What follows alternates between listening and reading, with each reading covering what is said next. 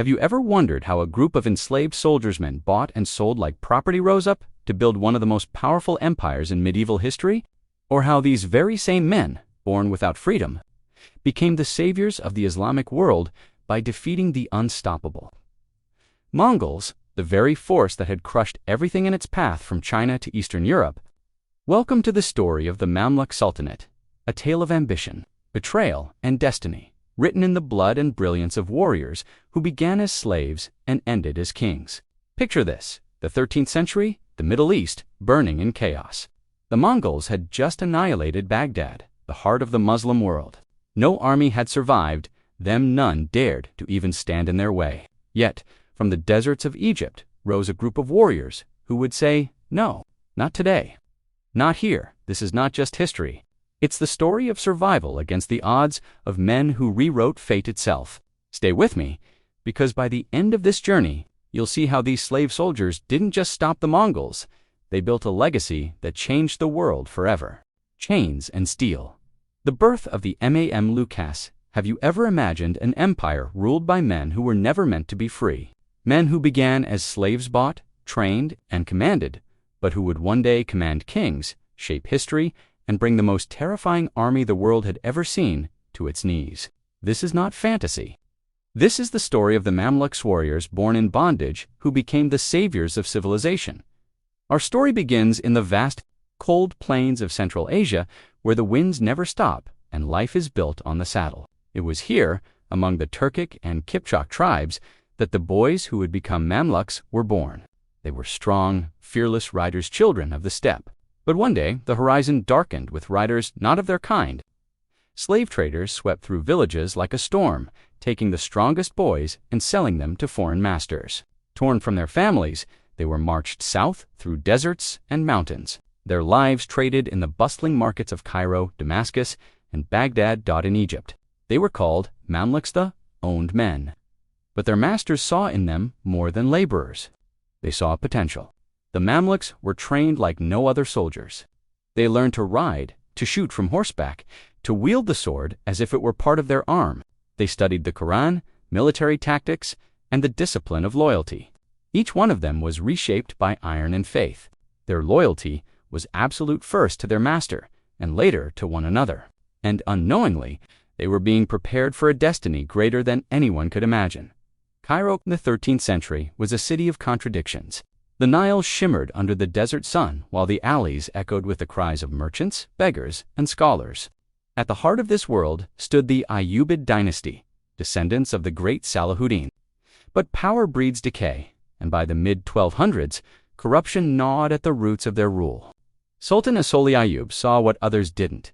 His nobles were ambitious, his generals divided, so he did something radical. He trusted his future not to the native-born elites, but to his slave soldiers. In their barracks, the Mamluks forged bonds stronger than blood. They had no tribes, no families, only each other, and under Azaski's command, they became an elite corps feared across the Middle East. As always, was about to test them in 1250. Sultan Az-Aldab died unexpectedly, leaving Egypt vulnerable. At that very moment, a crusader army under King Louis IX of France landed in the Nile Delta. Egypt was on the brink of collapse, but the Mamluks didn't run. Under the leadership of their commanders, they turned the tide.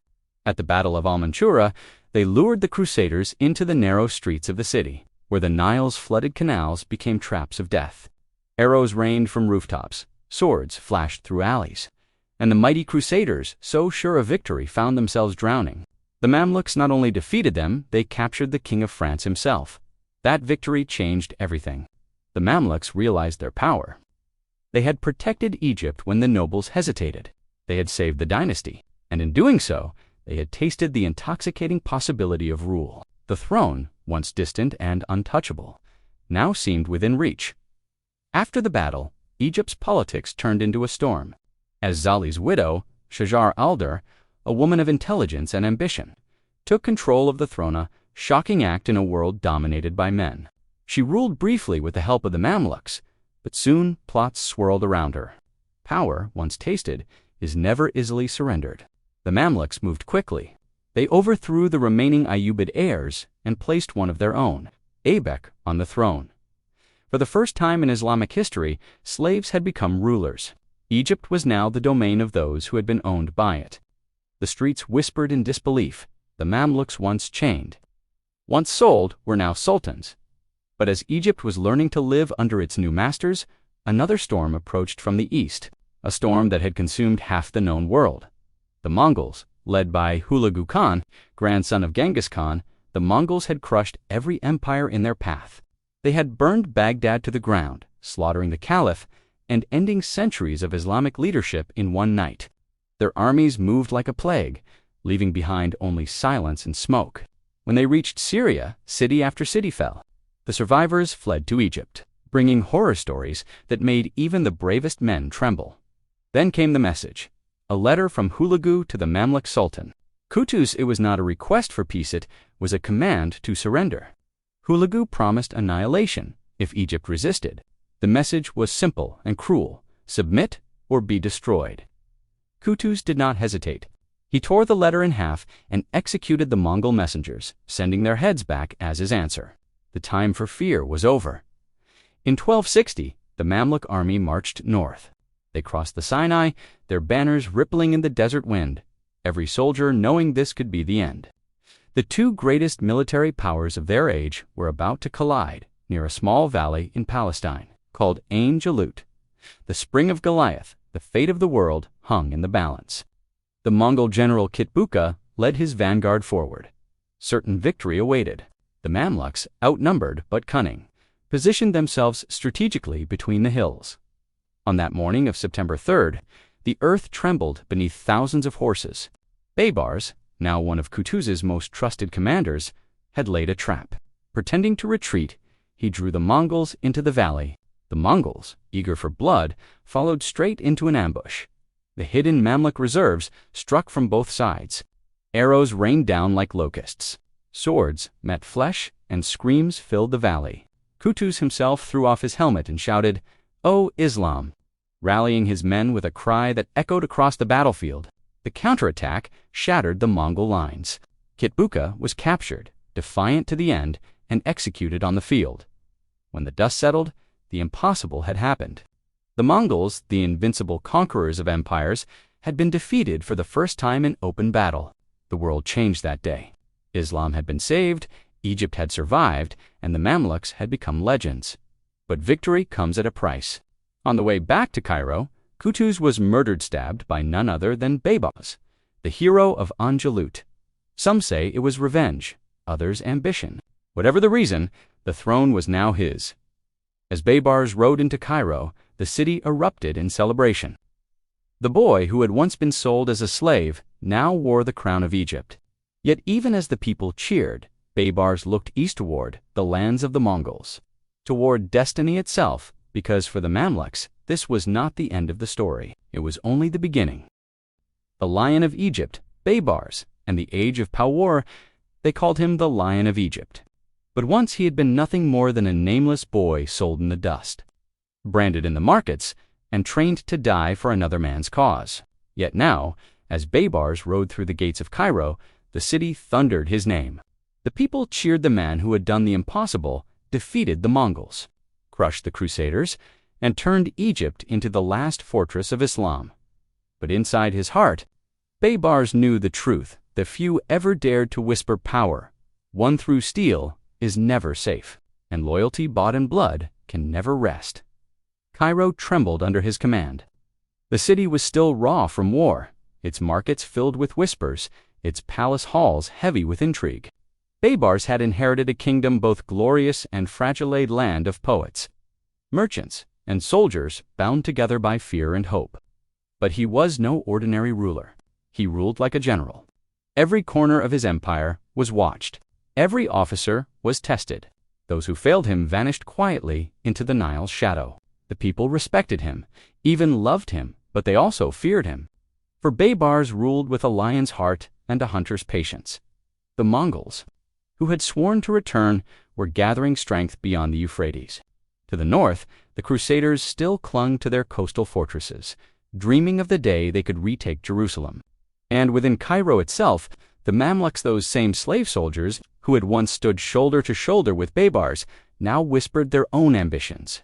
The empire he had built was surrounded by enemies without and haunted by rivals within. But Baibars was not a man who waited for the storm. He began the storm. He began rebuilding Egypt, not as a ruler of bloodlines, but as a master of systems.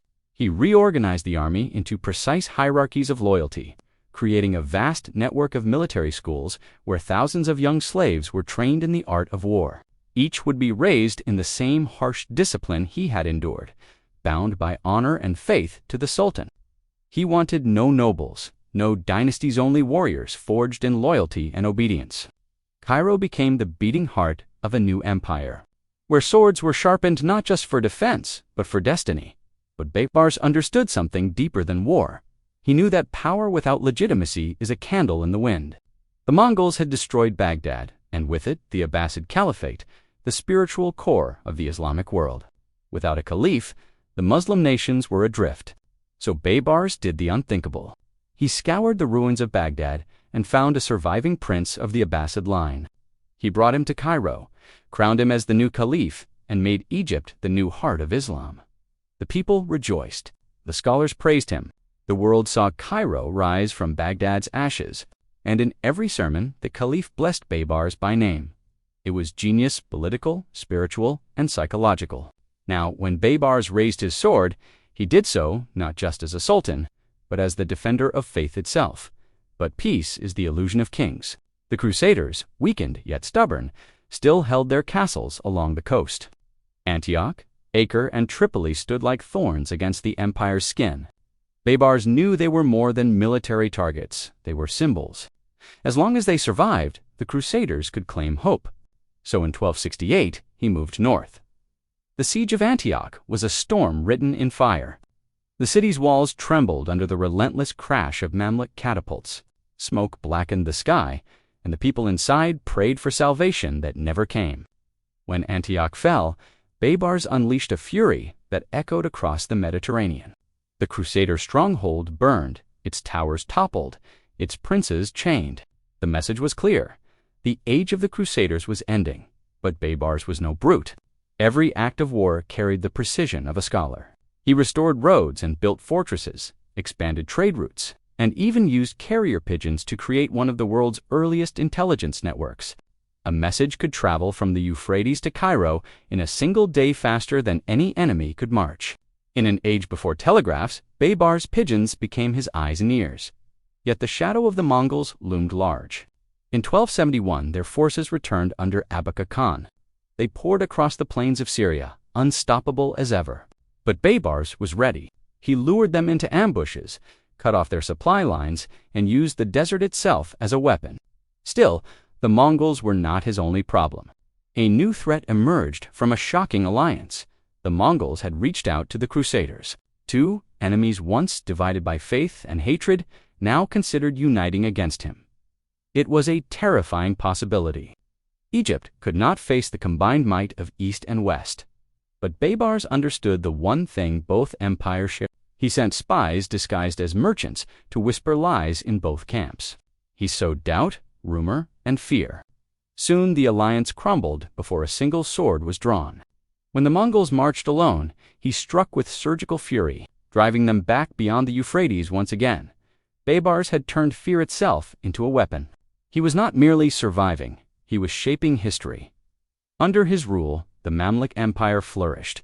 Cairo became a city of light.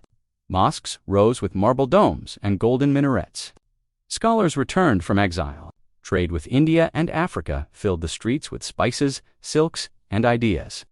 Baibars funded schools, hospitals, and libraries, ensuring that the empire's strength would be matched by wisdom.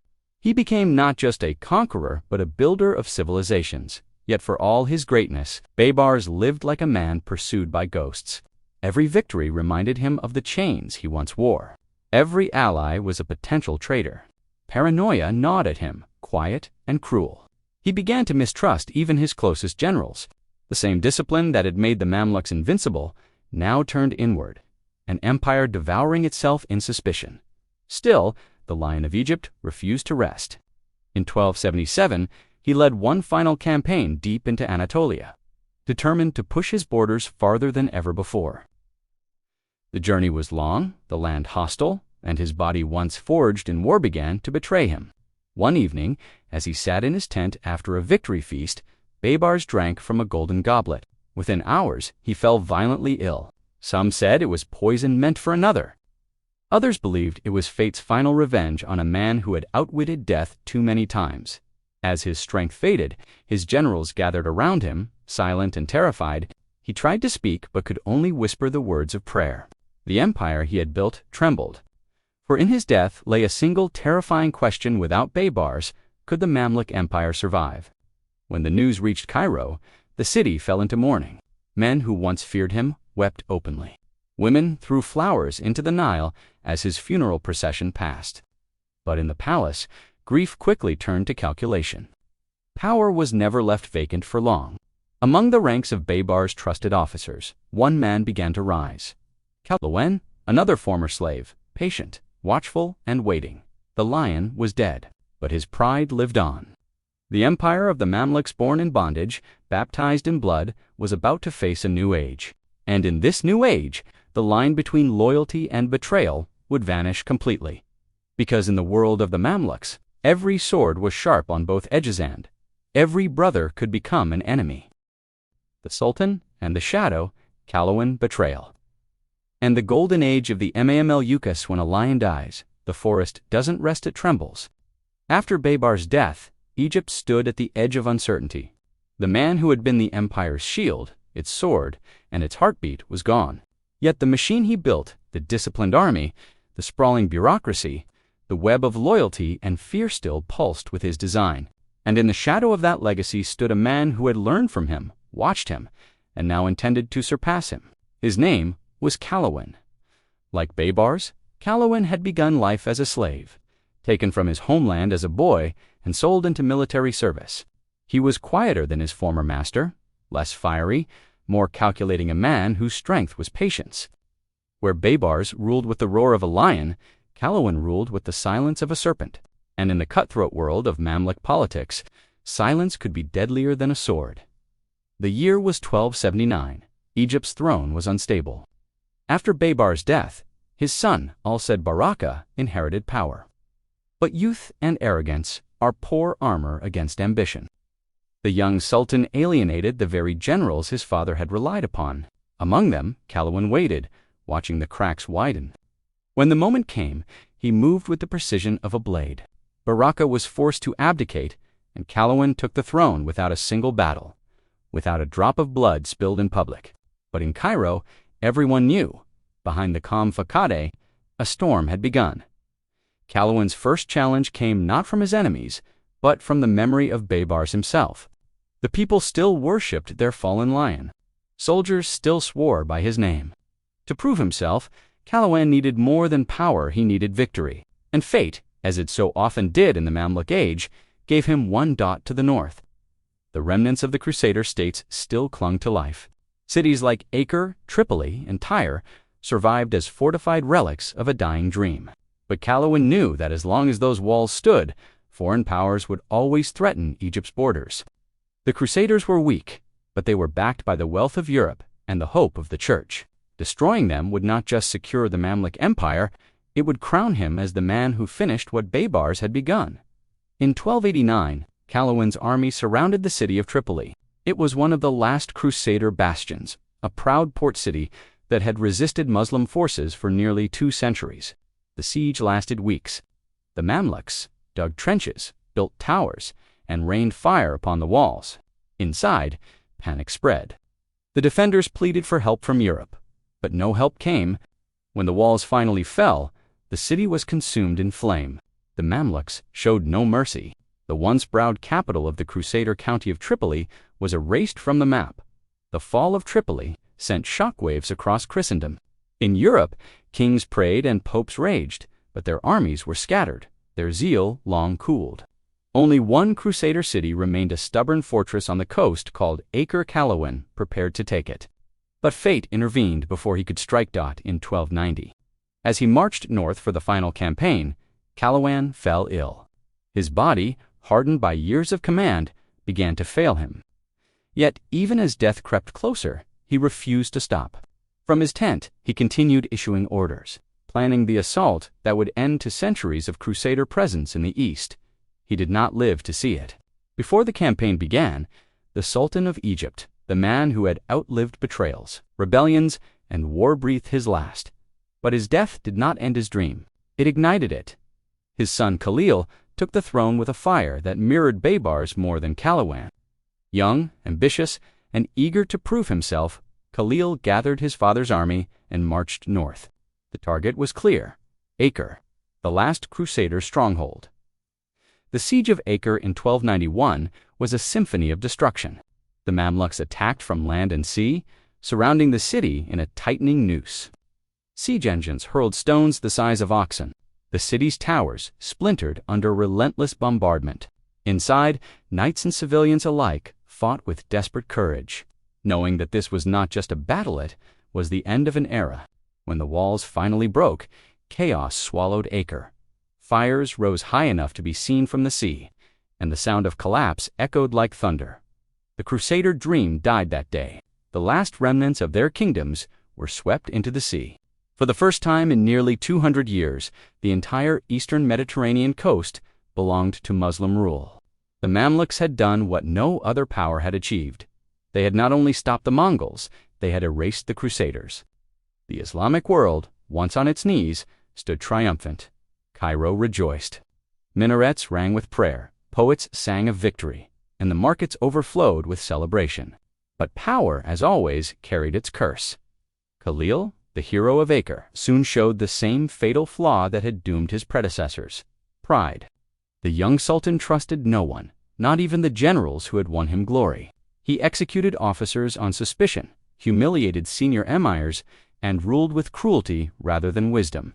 The Mamluks had served kings, but they had also killed them when necessary, and now whispers of rebellion slithered through the palace. In the summer of 1293, those whispers turned to steel. During a hunt near Alexandria, Khalil was ambushed by his own guards. His tent was slashed open, his body struck down by blades that once defended him. The soldiers who had cheered him as conqueror now called for his blood. The lion's line had ended, and the throne stood empty once more in Cairo. The struggle for power returned like a storm that never ends.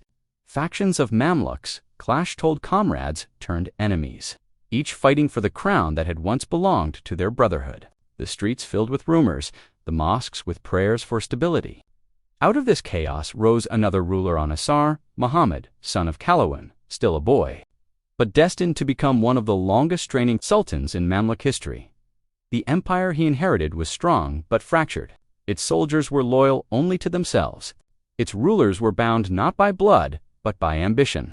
The Mamluk system, built on loyalty, had created a paradoxan empire that thrived on discipline but survived on betrayal, and yet, despite the endless assassinations, the palace coups, the shifting loyalties, Egypt stood. Its walls still guarded the heart of Islam.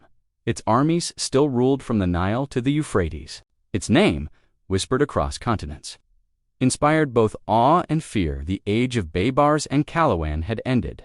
But the age of their creation, the Mamluk Empire, had just begun its golden dawn. Cairo gleamed as the jewel of the world, its mosques lit by oil lamps that burned through the night, its streets filled with scholars, merchants, and warriors.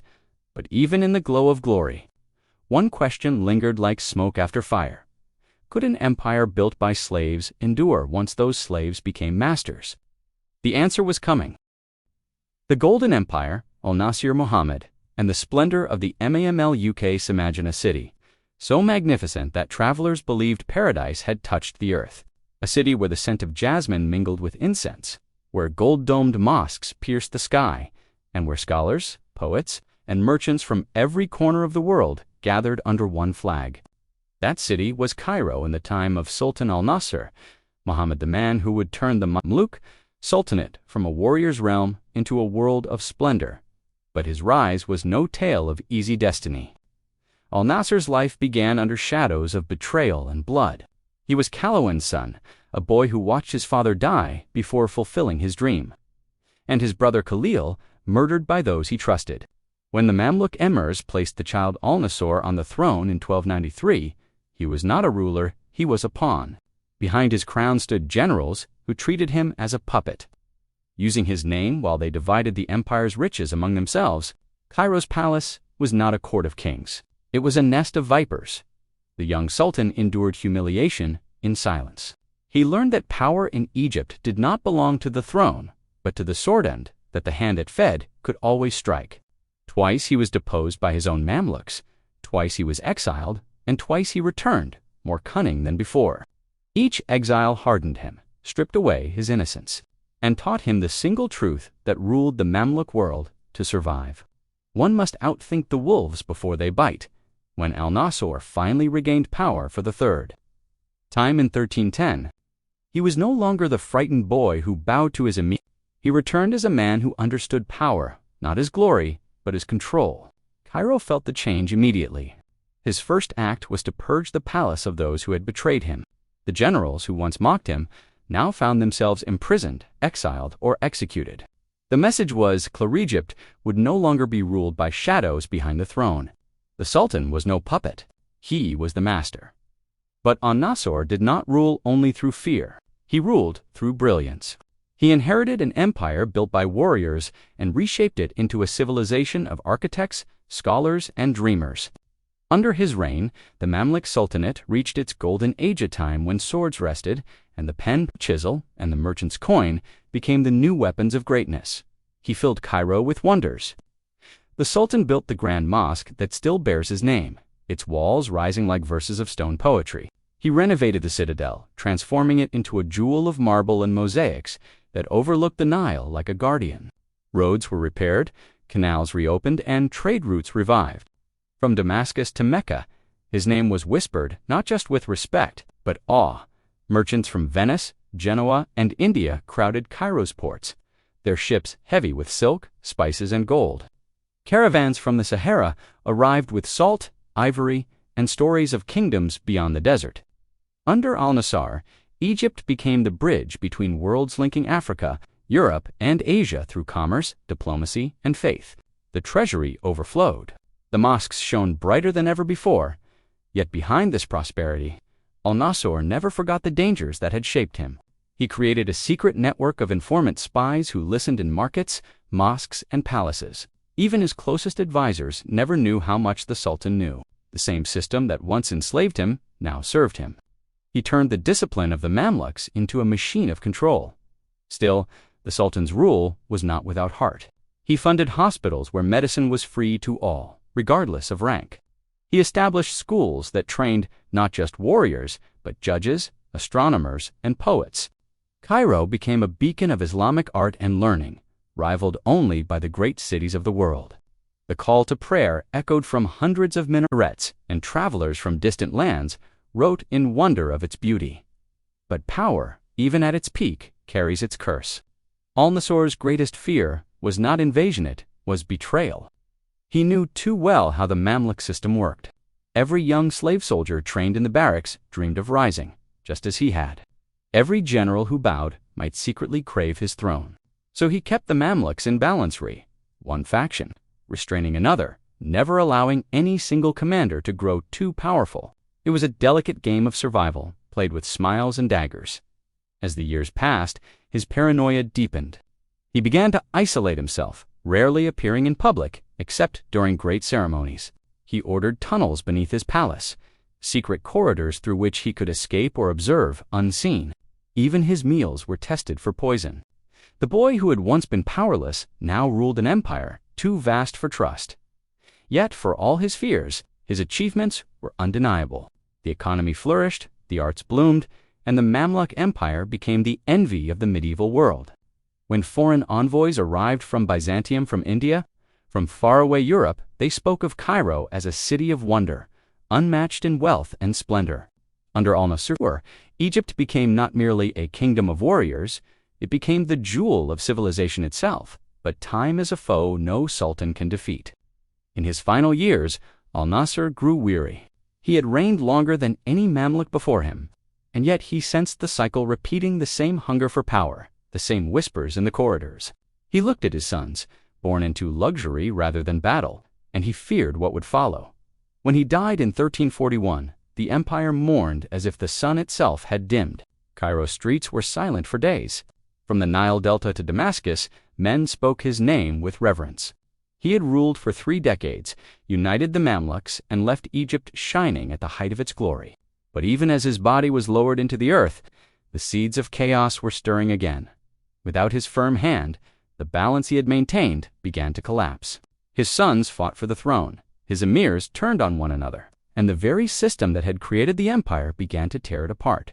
The Mamluks had conquered the world outside, but they had never conquered themselves. Cairo still glittered, its mosques still sang, its scholars still taught, but beneath the gold, cracks were forming. In the distance, a shadow was growing, a threat that no sword could stop, no fortress could withstand. It would not come with an army, it would come with breath. The plague and the fall.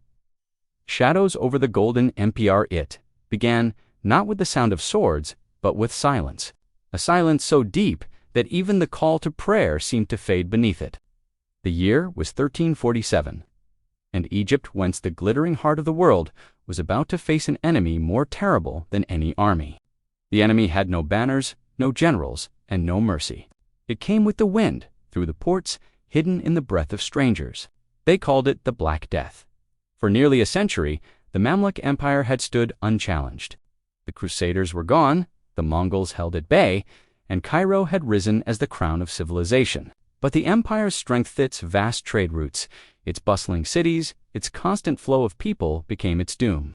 From ships docking in Alexandria to caravans crossing from Damascus, the plague slipped through unseen.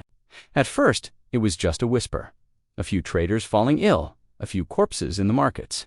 But soon the whisper became a scream. Within months, the streets of Cairo turned into rivers of grief. Entire families vanished overnight. The mosques overflowed with bodies wrapped in linen. The scent of death replaced the perfume of spices. The same Nile that had nourished Egypt for centuries now carried the dead downstream. Even the mighty Mamluk soldiers, those iron-hearted warriors, fell helpless before the invisible enemy. Their armor could not stop the fever. Their discipline could not silence the coughing. The empire that had once ruled by fear now ruled by prayer. The Sultan ordered processions. Scholars recited verses of mercy, and imams wept as they buried their congregations. But nothing stopped it. By 1349, nearly 1/3 of Egypt's population had vanished. Villages emptied, markets closed, and the once glorious hum of Cairo became a low, broken whisper. The plague did what no army ever could: humbled the UNCONQUERABLE. In the wake of the devastation, the Mamluk system began to crack. The plague had not only taken lives, it had taken the foundation of the empire's power. The soldiers who died left no heirs, for Mamluks could not pass their rank by blood. They were bought, trained, and made loyal only to their sultan. Now, as they perished, the barracks emptied. Replacements were scarce, and the trade networks that once supplied new recruits from the steppes of Central Asia and the Caucasus had collapsed under Mongol and Ottoman pressure. New recruits were brought from wherever they could be found. Discipline weakened. Loyalty shifted from the ideal of service to the pursuit of gold and position. The once unbreakable brotherhood of Mamluks began to rot from within. Sultans came and went like seasons. Some lasted years, others only months. Each coup left the empire weaker. The Mamluks, who had once sworn allegiance to their masters, now plotted to replace them. Power became a revolving door of assassinations and betrayals. The same system that had given Egypt its might was now devouring it alive. And yet, through the ashes of sickness and chaos, Cairo still refused to die. Even in despair, the city remained the center of the world's trade. Pilgrims still came to Mecca through its gates. Scholars still wrote their books beneath the shadow of its minarets. Artists still carved calligraphy into marble, believing that beauty could outlast death. But the world around Egypt was changing. New powers were rising beyond its borders. In Anatolia, a new empire was being born, led by a warrior tribe from the steppes, much like the Mamluks themselves. They called themselves the Ottomans. Their rise was swift, ruthless, and methodical. As Egypt drowned in internal strife, the Ottomans were uniting lands once divided, building an empire that looked upon Cairo not as an alibit, as a prize. The blind in their arrogance, did not see it coming. They believed themselves eternal.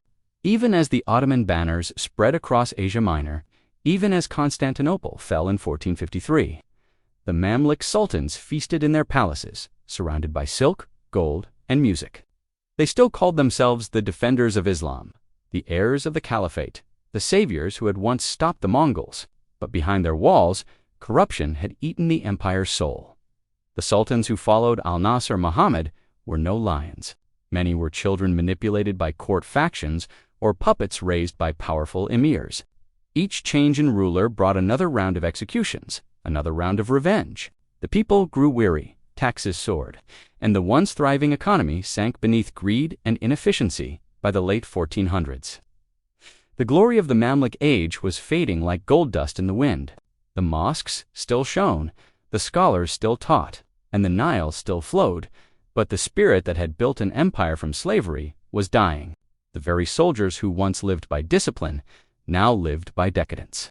Where once they had ridden in battle under the banner of faith, they now rode in parades of vanity, and as Egypt grew weaker, the world grew smaller. Across the seas, a new kind of conquest was beginning one, fought not with swords, but with sails. European ships had found new routes to India, bypassing Cairo and the Mamluk-controlled trade routes that had filled their treasuries for centuries. The wealth that had once flowed through the Red Sea now poured into the hands of Portuguese and Spanish explorers. Egypt's riches were bleeding away, and no army could reclaim them. Still, the Mamluks clung to the illusion of strength. Their sultans built new palaces, adorned themselves with jewels, and rode in processions that dazzled the people. But behind the spectacle, the truth was grim. The empire was hollow, and in the north, the Ottomans watched patiently, waiting for their moment. By the dawn of the 16th century, that moment had come. The Ottomans, under Sultan Selim I, were uniting the Islamic world beneath their banner. Their cannons thundered across Asia and Europe. Their armies were disciplined, modern, and unstoppable. When Selim looked toward Egypt, he did not see an equal. He saw the last relic of an age-long passed-on empire that had once defied the Mongols but could no longer defend itself. The Mamluks, still proud, laughed at the thought of defeat. They trusted their horses and swords, the same tools that had saved Islam 200 years before. But the world had changed. Gunpowder had changed war forever. The Ottomans came with cannons, and a clash that would decide the fate of the Mamluks, the final test of the slave soldiers who had become kingswise, about to begin. The desert would burn again, and this time, even the lions would fall silent. The last battle, the fall of the Mamluk Sultanate. The sun rose over the sands of Syria like a burning coin, its light reflecting off the armor of two armies that had come to decide the fate of centuries.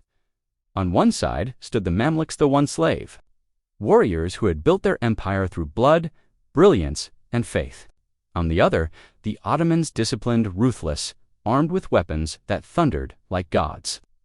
It was 1516, and history was about to witness the end of an era. The Mamluks had ruled for more than 250 years. They had defeated crusaders, humbled Mongols, and turned Egypt into the beating heart of the Islamic world. But time is a merciless sculptor, and even the sharpest blade dulls with age. By the 16th century, the Mamluks had become victims of their own glory, luxurious, divided, and blind to the new age of war. They still trusted the sword and the horse, even as the world had moved to gunpowder and cannon fire.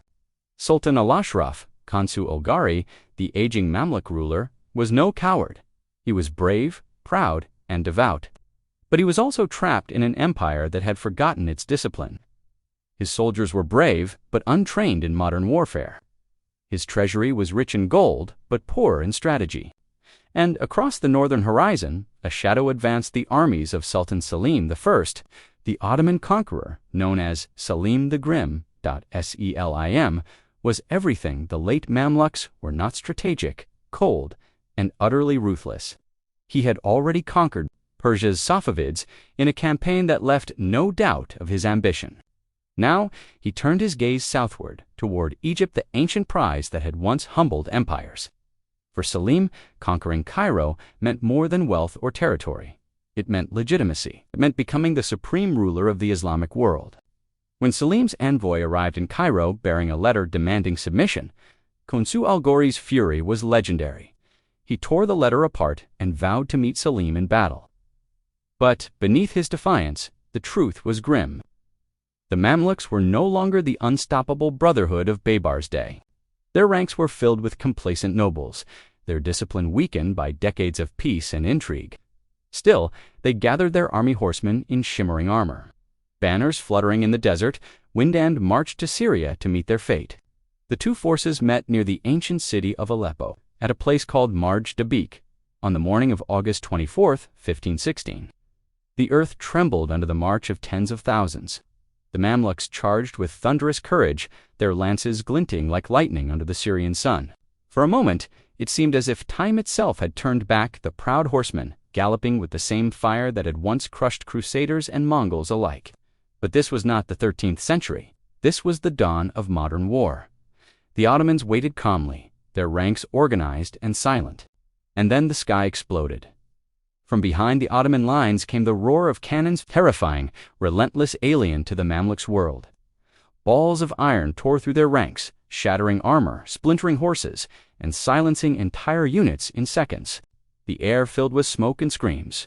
The Mamluks tried to charge again, to close the distance where their swords could matter. But each time, the Ottomans' gunpowder weapons cut them down before they could even strike. Still, they fought with desperate valor. Even when surrounded, even when bleeding, the Mamluks refused to surrender. Sultan Khonsu himself rode at the front, shouting verses of faith, his white beard streaked with dust and blood. For hours, he led charge after charge until his horse stumbled and he vanished beneath the chaos of battle. When the dust cleared, his body was never found, swallowed by the field that had become his grave. The Battle of Marj Dabik ended not just in defeat, but in extinction. The once mighty Mamluk army was annihilated. Syria fell within days, and the road to Egypt lay open. But Egypt did not surrender easily. In Cairo, a new Mamluk Sultan, Chuman Bey II, was proclaimed. He was younger, fierce, and filled with the same fire that had once made the Mamluks immortal. As Selim's forces advanced into Egypt, Chuman Bey gathered every soldier he could, turning Cairo's streets into barricades and its citizens into fighters. The final confrontation came near the village of Radania, just outside Cairo, in early 1517. Once again, the Mamluks faced an army of cannons, muskets, and ruthless discipline. Once again, they charged into smoke and fire, refusing to yield even when the ground shook beneath Ottoman artillery. The battle raged for hours, the desert sky dark with gunpowder. But courage could not stop technology. When the fighting ended, Cairo was silent. Selim entered the city as conqueror, his army marching through the gates that had once seen Baibars and Qalawun ride in triumph. The last Mamluk Sultan, Chuman Bey, fled into the countryside, hunted by Ottoman soldiers. For weeks, he hid among the tribes of the Nile Delta, striking at the occupiers in small, desperate raids. His defiance made him a legend, but legends cannot outrun fate. Captured at last, Chuman Bey was brought before Selim. The Ottoman Sultan admired his bravery but knew mercy was weakness. He ordered that the last Mamluk ruler be hanged at the city gate. And so, before a silent crowd, the final son of the Mamluk brotherhood met his end not in battle, but by the rope, as the empire he loved vanished behind him. When his body swayed in the morning breeze, the crowd wept. Cairo, the city of warriors and kings, had lost its guardians. The age of the Mamluks had ended, and a new empire had risen, the Ottoman Empire, vast and unrelenting. Yet the Mamluks did not vanish completely. Many of their soldiers were absorbed into the Ottoman ranks, serving as commanders, scholars, and even governors. Their architecture, their institutions, their very spirit lived on in the marble and minarets of Cairo. The Ottomans, wise in conquest, preserved what they had destroyed. The Mamluk legacy became the bones of the empire that replaced them. Centuries later, travelers would walk through Cairo's streets and still see their mark mosques built by Baibars and Qalawun, schools founded by Al-Nasir, and they would remember that these wonders were not made by kings of noble birth, but by men who were once slaves. The Mamluk story is more than history. It is a paradox written in blood and brilliance. From bondage, they rose to build an empire that outshone dynasties born of privilege. They defended the world against invaders no one else could stop. They turned servitude into sovereignty, and even in their fall, they left behind a civilization that refused to die. Their empire may have vanished beneath Ottoman banners, but their spirit, unyielding, proud, and fierce, remains immortal in the stones of Cairo. In the echoes of battle, and in the timeless truth that no chain once broken can ever bind a man who has learned to fight for freedom. And perhaps that is the greatest legacy of the Mamluks, not their conquests, not their palaces, but the lesson they left the world that even those born in darkness can rise to rule the light. The end.